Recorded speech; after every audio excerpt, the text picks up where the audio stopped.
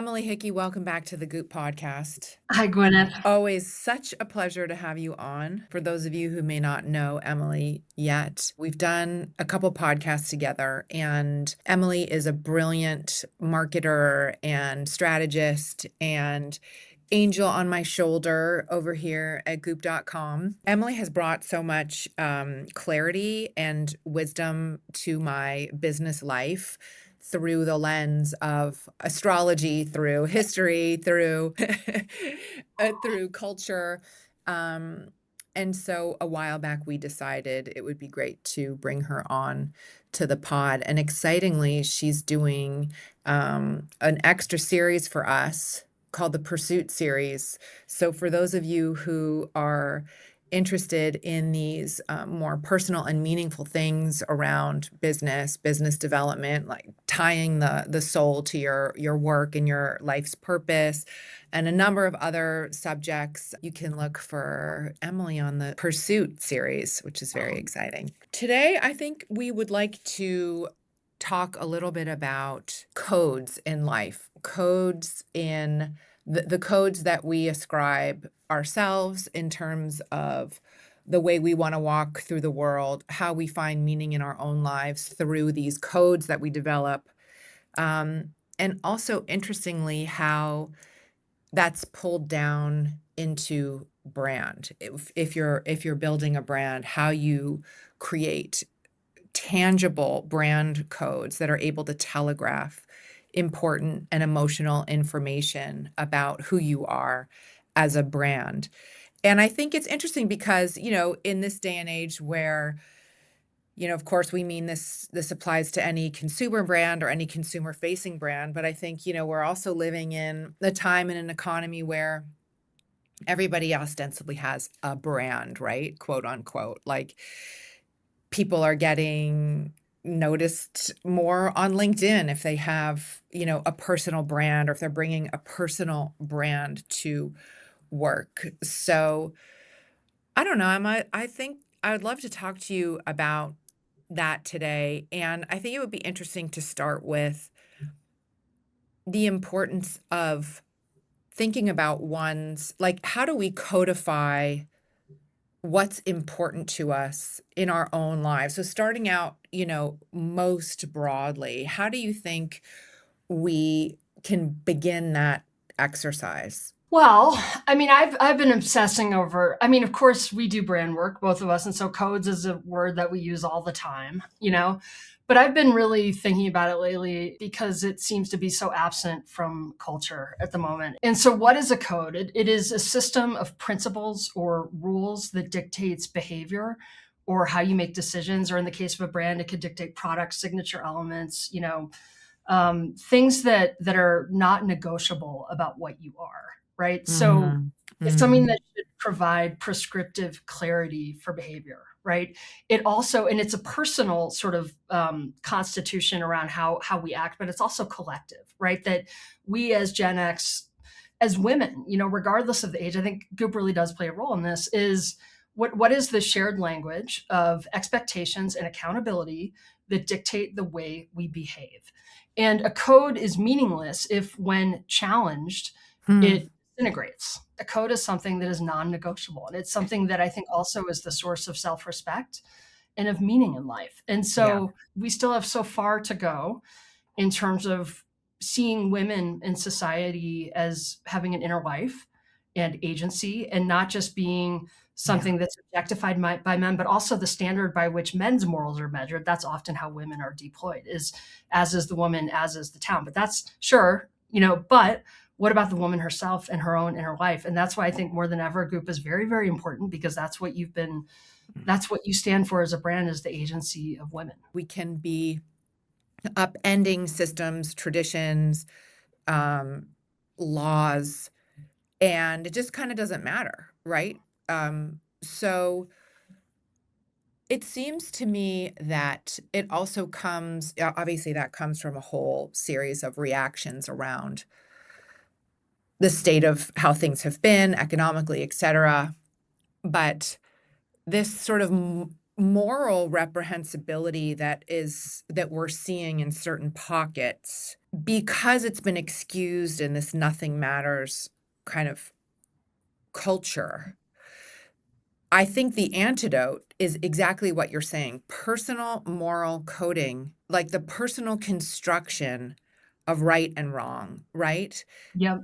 Irrespective of political opinions or reactions to things. Like, okay, I'm not going to excuse something because my party, left or right, excuses it. Yep. How does this land with me? How Yep. does this land in terms of the person that I want to be in the world going forward, like the place from which I take action from, to contemplate your moral center and then build codes that reinforce that, right? Because we all do need structure of some kind. I think it's really helpful to think about what are my brand codes, right? Like if I were to ask you this question, what are your personal brand codes? I think that I try to genuinely have integrity and to be a good person and not hurt other people. And I think that I try to be somebody who other people can count on. And when given the choice of instant gratification versus doing the thing that is the healthy, right thing to do that respects another person's life and dignity and my own dignity, that I would turn down the instant gratification and do the hard thing, which is even in private, like the thing I've been thinking of. I helped build this nonprofit a long time ago and donated a helicopter to help protect parkland in Cambodia. We never publicized it. She never asked us to publicize it. What do you do in private that gets you no points in public? When in the face of X, you did what? Right. Yeah. So I would say that that's something I really have tried to be as somebody who in private behaves in a very moral way. And Mhm. I try never to sacrifice. I don't care. Actually, I'm just not a power person in general. Actually don't understand that temptation. But Yeah. with certainly, you know, money and ego, and how do you put those on the second rung of the ladder and put the right thing to do above that, and respecting the dignity of other people's lives and your own life. So those are codes for me, I would say. Mm. Why? What about you?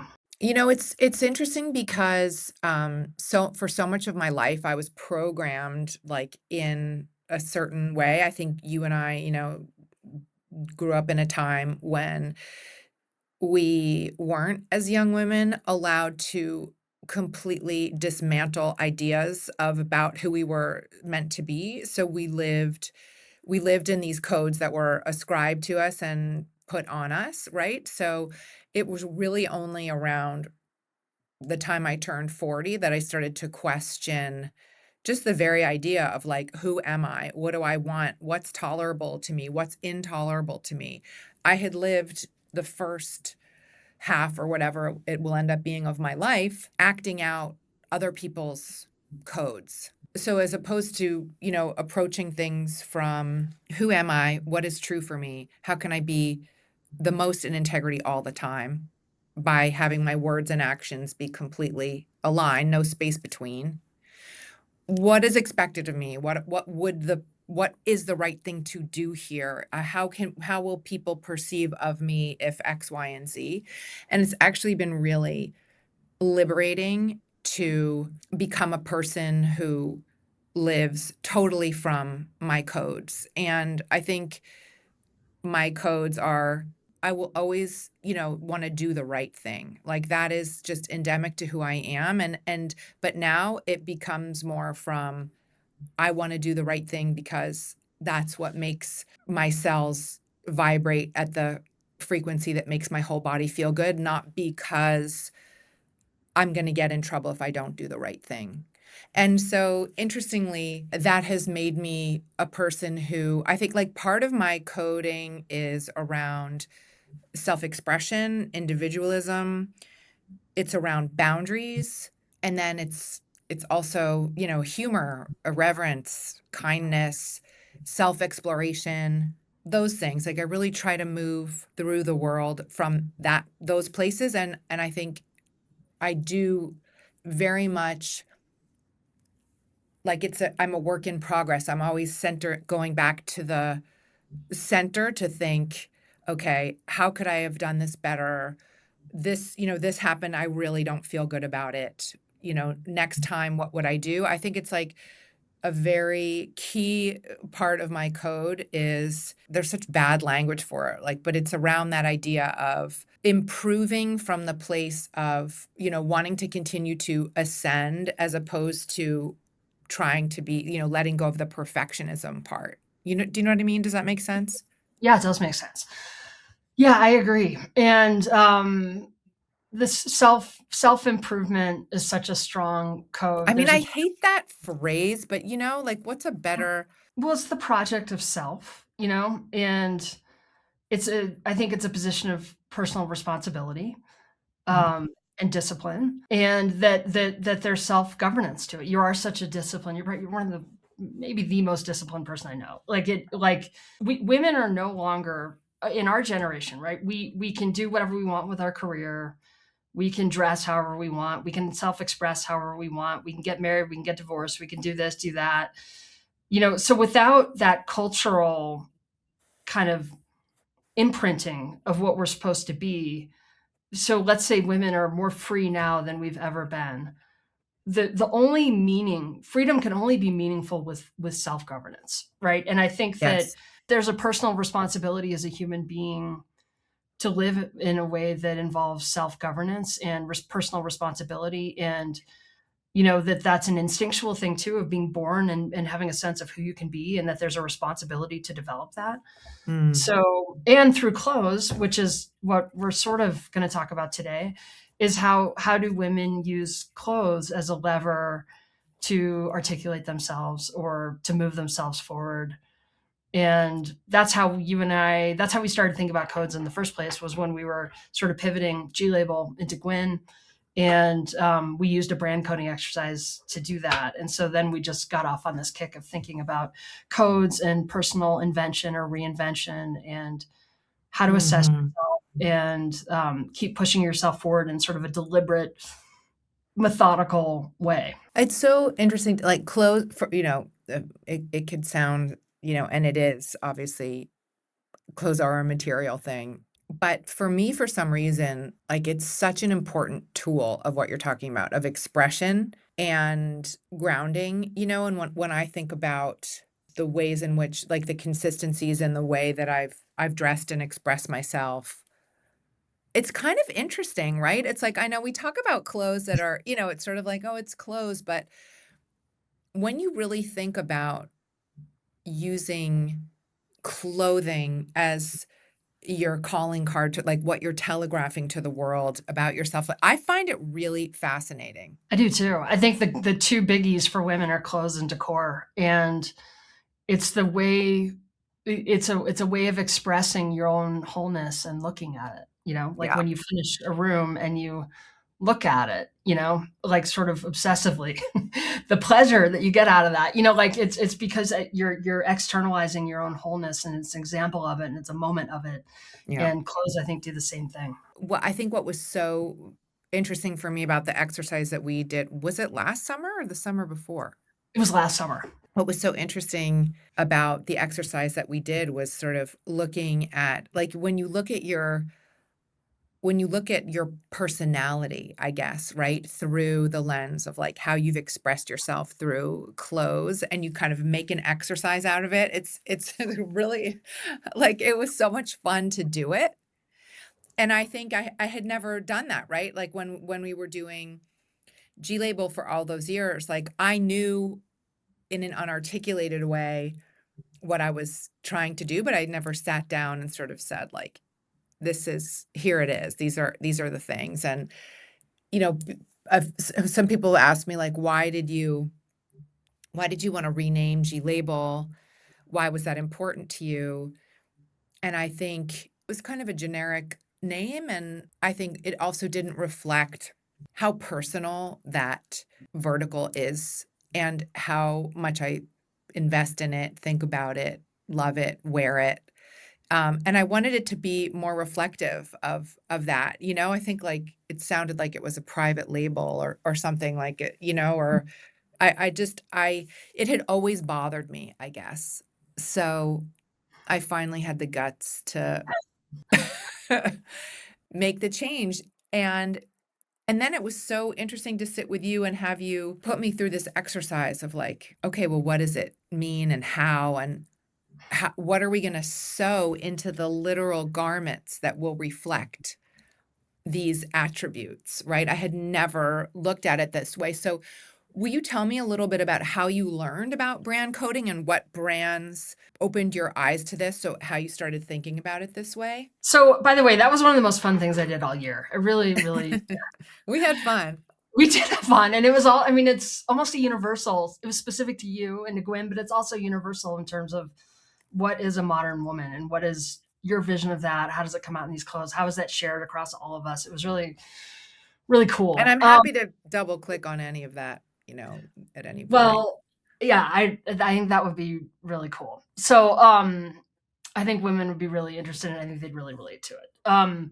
So, but basically, we had, I mean, brand codes is a known thing. Doing brand work again, it's that sort of inviolate, charter for yourself, that is always true, and that you're always reinterpreting. And as the Hermes people are so good at, how you have to change to stay the same. But what's the kernel of what you're changing? That is always the same. It's just reinterpreted in a way that embraces the present, right? Yeah. And that's what they're so good at. They're never nostalgic, right? Which is a thinking of like yesterday is better. They're always, it's heritage. It's embracing, reinterpreting, embracing the present. But anyway, so the two great examples I think make this really clear. One is that we had just sort of come across this through the grapevine, was that Tory Burch, when they were elevating, so everybody knows, it's been very covered. It's such a scaled company. It's this huge global company at this point. They felt that they had lost their soul, or, that they needed to re-elevate, which has been very commercially successful. And the exercise, a few people had described to us the exercise that they did to drive that reinvention was they reassessed their own brand codes and redefined it, right? And so if in an apparel company, a brand code dictates product design, right? So what are the signature elements of this and how do they show up in a shirt? What makes it, we're not just going to bring a shirt to the market. It's going to be different because it's Gwyn. So what's different about it and why, right? The brand code can tell you that. But like, give me an example of how that would like, so at Tory Burch, like, I know they kind of reoriented around like the 70s sort of like chic mainline kind of a thing. Like, can you quickly define sort of what they oriented around and then how they pulled it into a shirt, for example? So it was a war room exercise, going like similar to what we did with you and your life and your inspirations. And so it's a war room exercise. Okay, let's get everything up on the four walls of this room, right? Tori's childhood. I wasn't there, obviously, but I mean, I've heard about it from multiple people. Tori's childhood, her mainline Philly, her grandmother, the 70s, orange, clashing colors, right? Gold, big, bold geometric prints, right? Whatever it is, right? But starting with like the inspiration coming from her childhood and things that defined for her own look and what, so it's visual. And then you start to crunch that down into a set of design principles that are going to, again, like if you're going to take a cardigan to market, there are enough cardigans in the world. We don't need another cardigan. What's different about a Gwyn cardigan or a Tory Burch cardigan? That her cardigan would have a clashing color happening around the cuff, or that it would red thread its way through the design decisions. Or with Chanel, that there's always a ribbon. Or with Hermes, there's a lot of leather, but then there's also silk and there's equestrian and there's, so what are the elements of this brand that are just total DNA that get threaded through as design, as consistent, right? So cool. It is cool. It is cool. Yeah. And there's always a psychology behind it too, because these brands, YSL or Armani, or how intellectual they are, and that there's just a true psychology to a brand and what you're trying to, like with Hermes. There was a great article in the journal about them recently, and like how they're trying to be understated, flattering, and emboldening. And that is how I perceive that brand. So who do you become? How does it make women feel? That they're trying to translate some kind of psychology into the clothes, as well as literal physical design elements like a grosgrain ribbon or a contrasting color at the cuff or whatever it's going to be, right? So if you do this correctly, you end up with a set of principles that drive consistent visual design elements. Like we talked about with Gwyn, big masculine pockets, like we ended up with our visual design elements that would be threaded through the designs. it also tells you what are the key items. So like we went back to your life, of course, travel is a huge theme. So we should have a great travel blazer or the perfect jogger, which I think still doesn't exist in the world. It's coming. I know it's coming. It's coming. I really need it. I keep trying to find the perfect jogger, but it also tells you the psychology and who the woman becomes when she wears the clothes. And so when we and the other great and the consistency the consistency of execution is very important. And so the other great example is Kiehl's. And when they got bought by Estee Lauder or whoever it was, they went from being like 13 stores and a cult thing to having to be scaled globally. And so they developed retail brand codes that with all the store rollouts they were going to do, there was going to be a skeleton and a lab coat. Why? Because it transmits clinical strength, right? Which you can appreciate as being the founder of a beauty brand. That is something that you're always trying to translate. There has to be a brick wall that looks like it came from Williamsburg and a very urban kind of brick wall, exposed brick wall. There has to be a crystal chandelier that looks like it came out of a flea market in Paris. There has to be a wall of photos on the brick wall that is tailored to the community to bring the community into the store. So if it's a young family neighborhood, you'd have pictures of people, young parents with strollers. If it's a singles neighborhood, you'd have pictures of people and their dogs, right, as a way to bring the community in. And then they can tailor the store to the neighborhood from there. But those 5 brand codes always have to be there. So again, it's these non-negotiable DNA elements of something that get translated out aesthetically and psychologically. So then what we did was we started visually with you. You pulled together this whole mile-long Pinterest, mood board, which was fascinating to see, in terms of all the what you love in clothes, and the pictures of yourself that you really like, and the women who you think are really inspiring. And so that was sort of the first fork of the visual exercise. The second one was more of like a psychological one of attitudes and vibe. And that's the one where we did that free association of looking at a picture that we liked, and you would just like say phrases, which I like were incredible. So that was sort of the second thing to like capture the who do you become, and then we laddered it from there. I think it's funny, right? Because like when you're a creative that runs a business, you are driving off of instinct all the time, and it's always challenging to try to operationalize your instinct, right? And sort of that's kind of what this was. Like I'd never sat down and thought about, oh, like, right, what is this juxtaposition of like masculinity and femininity showing skin, but also having a tomboy thing, right? Like always finding the woman underneath the clothes, like always wanting to feel, right, like the sex underneath the work suit, right? Like it became a very psychological, emotional contemplation of how clothes are able to, in success, bring forth those aspects of yourself that you are striving to show or that, need to remind you of who you are, right? Like I remember when I was, going out and fundraising in the early days of Goop and, being in these like boys club rooms and, dressing the way I dress, which is that particular at the axis of, masculinity and femininity. Um, but like making sure that, I felt like, oh, I have nice underwear on. I know that I'm a woman under here, like I'm comfortable and there's something, even if it's not facing out, like I'm remembering that I'm a woman. Because I think, especially then, there was intimidation around having a brand that was by women, for women, and you're trying to sort of find these ways to connect with these tech bros, and for me it was really important to remember my femininity as well. Yeah, I love that, and I think so. Yeah, the codification of instinct, that is what brand codes do, and it is the Mhm. great. I think that when companies really do well and they never get lost and they always do the right thing, is because they took the time to codify that. This is who we are, this is who we stand for, this is what we do, this is how we show up. And so codifying your concept of yourself in a way that could be universal and they could translate to clothes. And so, like I told you, I've got boxes of sweaters. I'm turning back to the real right now because I've gotten hooked on Gwen sweaters because they make me feel a certain way. Like you can cut a sweater a lot of different ways, but what's the way that you cut it that gives it attitude, and that makes somebody feel a certain way when they look in the mirror? That And is how what does it make you feel?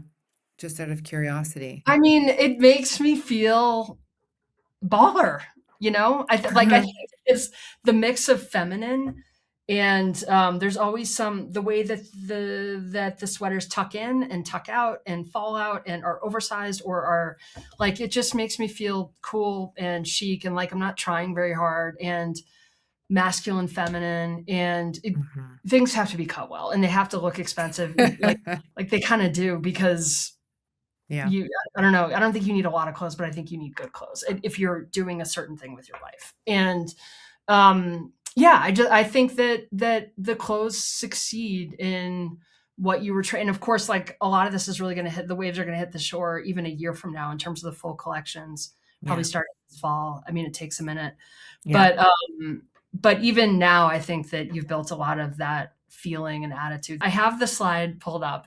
Oh, fun. This really inspired me. This is like deep, deep, deep behind the scenes. I found these pictures, right, of like women that inspired me. And then you asked me, like, what is it about every single one? Like, talk to me about why you put this on the board. You had said the idea of boobs, which Yeah. really I understood. And the one below that I thought was so important too, that women don't dress for men, right? Women dress for other women. We all know that. And that if you're too sexual in the way that you present yourself, you drive away other women, Yeah.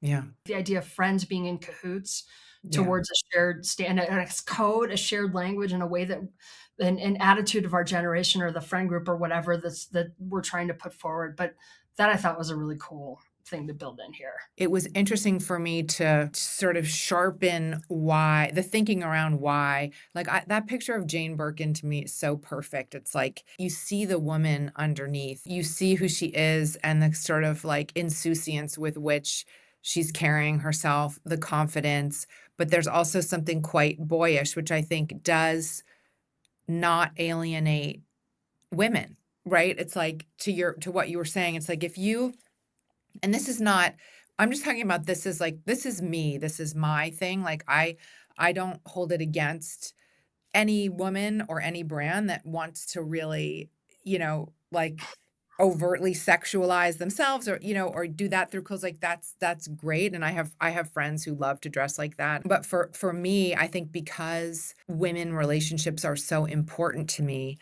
what I uncovered was that and I hadn't even thought about it before, but I don't dress in a way that is sort of evolutionarily threatening to other women, right? It's like, you know what I'm saying? It's like you wanna Yeah, I love that. That's the psychology. And like, so you can think about already how that would translate to visual brand codes. Totally. That's who I am. That's who I represent. So when I get dressed, I'm going to start to experiment with or deliberately think about how to have these juxtapositions. There's masculine, feminine, there's like the perfect dial setting of femininity or sexuality, and not trying too hard, living in the moment, like doing something impulsive, like in an Yeah. awesome way. Like how, what you can imagine also how those could be personal brand codes. When I was young and lucky enough to be around, like, Hollywood legends, these women that I saw, I think that, were really influential to me in terms of, like,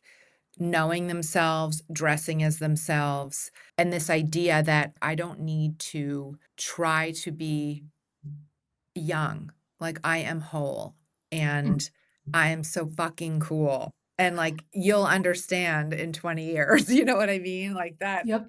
It's a total expression of self-confidence and just knowing who she is and not pandering to anything externally at all. The inner life thing, and all of this too, by the way, like you have codes around photography, model selection, the styling closet, the hair, Yeah. and again, you're always reinterpreting, but that this is the psychological attitude of this brand. you know? And so Yeah. how do you capture that? How do you capture a woman in a life, right? That's very different than typical fashion photography, which is typically shot in a studio. How do you capture a woman's inner life or the intellectual exploration of herself or the values exploration, trying to keep integrity, like no space between, the mistakes that how do you Mm. capture that? That's important here, obviously, substance. It's such a cool exercise, right? It's like I sort of dressed like this, but I had never sat down and sort of thought through or said out loud what are the kind of s psychological or emotional motivations behind things. Yeah, it's so important. It's so important to get your hands around because I think it's hard to be defensible as a brand if you do not have your hands around that because that's a thing that you can own. There is Mm, no other you, or there's, like it's a point of view that if you express it well, through the clothes and the key items and the signature detailing and the photography and everything else, mhm. then you create something that's very ownable, and you really have succeeded when you give people, like we talked about this on another one, in the context of Apple, a self-image to step into, Yeah, that's yeah, where they become bigger, and that's the cahoots thing of the brand with the customers. It's being in cahoots around a definition of a woman that resonates with them, and yeah. that they step into, and by wearing the clothes, you're becoming that. So, like, for example, this is kind of an interesting thing because I have never seen or heard a friend say, like, I want to dress like X, therefore I'm going to go look for clothes that will reflect that, right? It's like your instincts drive you towards what you like. And so it almost becomes this subconscious expression of what you're trying to telegraph, right? Mhm. I mean, have you ever thought like, okay, today I'm going to go out into the world dressed as a this? No, it's like you're walking through a multi-brand store and you instinctually are drawn to something, a color, a silhouette, the idea of something. So, do you think that what is the relationship between that instinct and your psychology around who you wanna be or are trying to convey that you are? Well, I think that people don't think that methodically about themselves. Of course, nobody thinks like that, but the brands do, and that's why I think the brands are obviously holding up mirrors to all of us, that the brands, if they're doing their job right, have a code, and they're thinking hard about this, and they're experimenting, and they're drawing us towards it. And so when we walk through wherever, like you're doing a literal exercise of resonance, Yeah, yeah, yeah, yeah. and why you have your brands. I tend to shop the same brands over and over again. And like, it's so fun to try a new brand and to see something that's popping into the world with a new point of view, but that you can relate to because it draws you with them. Yeah. And then you have to start to think about color engineering. That's something like that's very important that you, again, like it's this left brain, the brand is forcing itself to create scaffolding for its creativity with this type of an Mhm, exercise. And then it's going nuts with its right brain. And so when you think about colors, you could just pick something, or even like mhm. product names. What are you expressing in a product name or a color name? You could just pick a color, or you could have a color engineering brand code where we want to make women's skin look warm and beautiful. Then you're thinking Mhm. about color from the point of view of a code. You know what I mean? And you can still be creative with what that color is, but the DNA, again, prescriptive clarity from the code is that if it doesn't make a woman's skin tone look warm and beautiful, then we're not going to use it. You know what I mean? Yeah, So yeah. that's an example. So how does something psychological like that show up in a brand? It shows up in brands all day long. It shows up in as a model smiling. Every picture you like of yourself, you're smiling, by the way.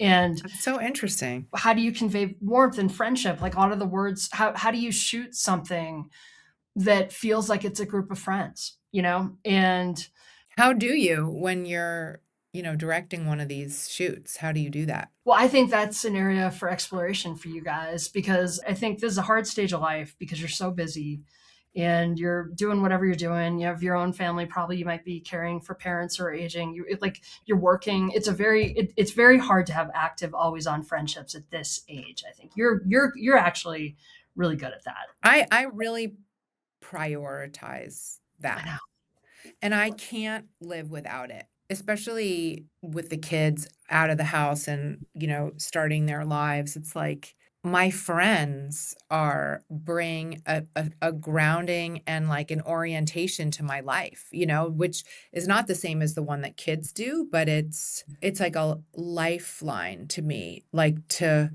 and especially with old friends. Like my dad always used to say, you can't make new old friends. That was like one of um, his great phrases, and I think because what's implicit in that is like, of course, it's the history and the shared stuff, and like you both laugh at 16 candles and you have the same, you know what I mean? Yeah. All that.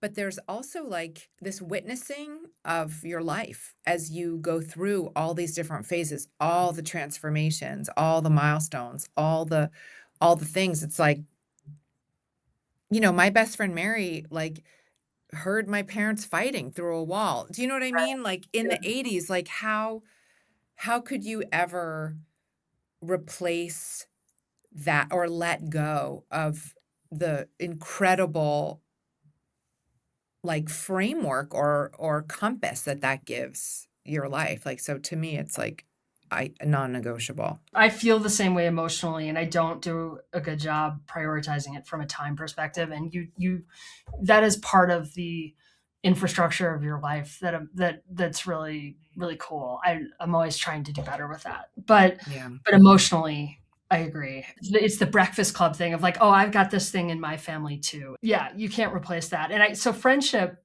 how do you show that? I mean, there's your lookbook shots and but I still think that there's a lot of experimentation ahead with Gwen and becoming, always becoming. That's goop, and it Yeah. is okay to become in public. And that's Yes, what's very much so. exciting about this. So I think there's a lot of experimentation ahead with Gwen. Should you just take a shot of yourself in the closet like you're just walking out the door, or like with friends, or with things that look like they're friends, the gossip girl sitting on the steps of the public library in New York. Like I don't know, there are ways to cue psychology into photo shoots.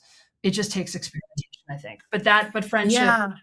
It's interesting because like I think about my friends too when I'm designing the Gwen clothes, like I'll think about Julia in Chicago being like, I don't want to show this part of my arms anymore at this, you know what I mean? But I still want to feel cool. And, so it's like, I think my friends are actually a really important part of in the background thinking. Yeah. And how do you wearing high tops that are unlaced is a very different choice than wearing something that's just completely put together top to bottom. So it's Yeah. just experimentation around how do you convey this psychology, Yeah.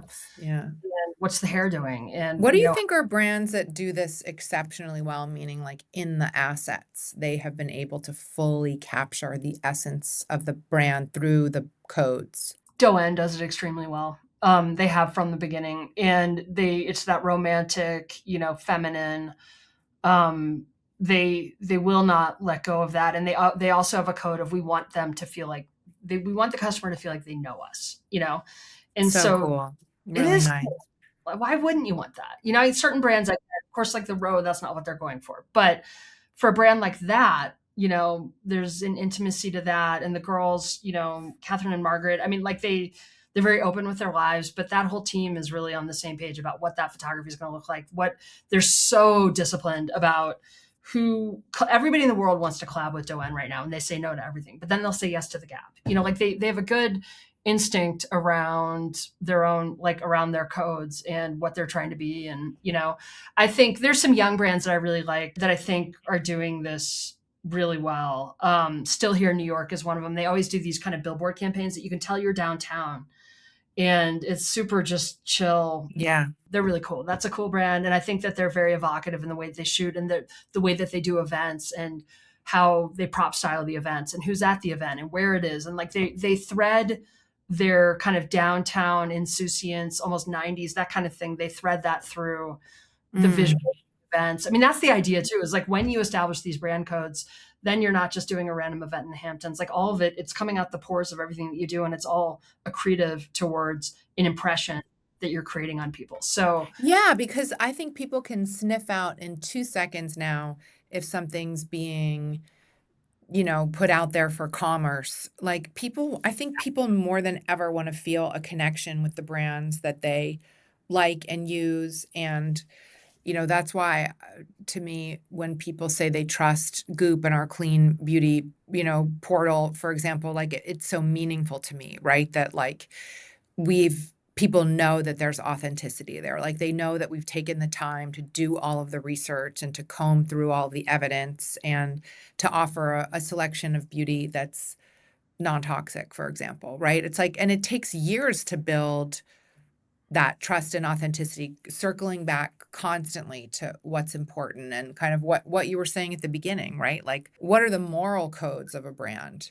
well, and that's what drives community. Why is there such you could you could blow Goop in the worst way humanly possible and you'd still have a community of women around this brand. Like it is so strong. And why is that? Because you represent something and you stand for something, which again is the value and validity of a woman's life, and Yeah. that you are showing what it is to be free. What does freedom look like for a woman? It involves self-governance and Mm. discipline, but exploration of sexuality. And like you've always championed those things, that it's interesting and brave and unapologetic and iconoclastic. And like I think right now it's just so important to celebrate. And that's part of how you create Yeah. community around a brand is you put a poll, you put a stake in the ground and say, this is what we stand for. These are our codes. We look for it in the world. We're going to celebrate it because women get too lost in the world. And Mm. it's not clear, like what is a cool woman at this point? What do we think is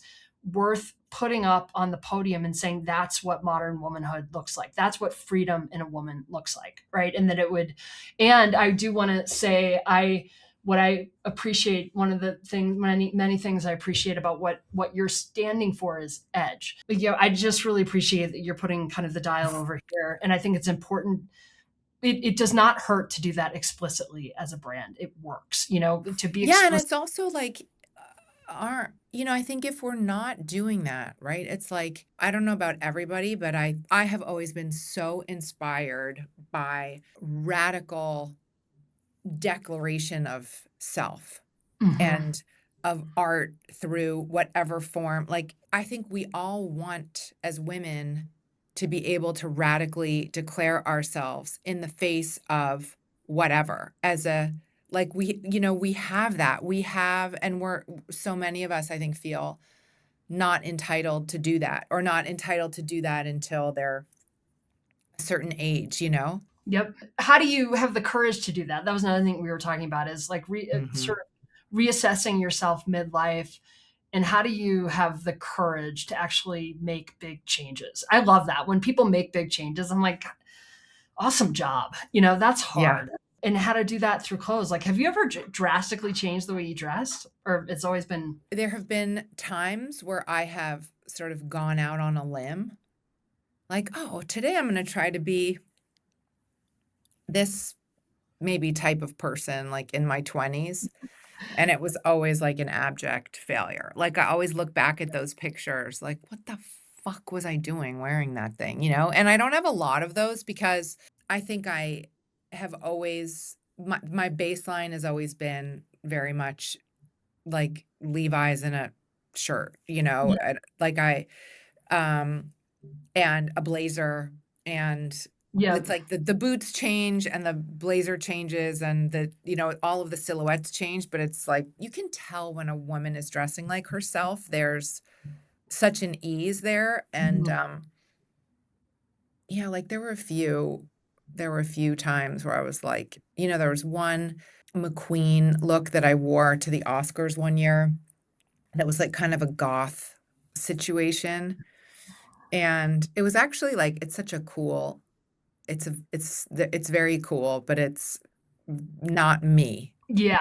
Yeah. And so when I see that one, I'm like, oh, that was a real choice there, Gwyneth. Like that was, it just is so not what I dress like, you know? No, I love that though. I mean, you have it's the electric fence thing of like, okay, I'm going to try that and then come back, you know. Totally. A lot of the codes that we brought from your life, of course, and from the DNA of the brand, of course, one being discovery and curation. And so when we think about our third party brands, that we should be bringing really exciting new things to the market, but also travel, feminine menswear, sexuality, the people who you put kind of around yourself, the idea of a friend group, you know, Yeah. 90s New York City, city country, you know, tweeds. What does that say about textures and fabrics? And how does that to me is one of the, there's always like all these fashion brands as contradictions and juxtapositions. And how do you modernize something that's old? And, you know, that stuff I think Mm. is all really, really fun to think about. Yeah. So we had a lot of fun digging into your Yeah, we life. did. It was a great, very uh, illuminating exercise to go through. And, again, like your mastery is sort of creating these synergies between like all the feeling, all the textures, all the intention, and like turning it into a consumer facing thing. It's such a special gift that you have. Well, thank you. I find it very inspiring to think through these things with you. I do too. It inspires me too. And that's, I think, when we know we're on the right track, you know, because that's the point, is to animate ourselves and everybody else, so, and do this in a way that it somehow is made obvious and subtle at the same time, you know. And so I can't wait to see what you guys do with the collections. And also just a point of encouragement, I think, to women, you know, that you can always reinvent, and we are never done as women. That's how we are.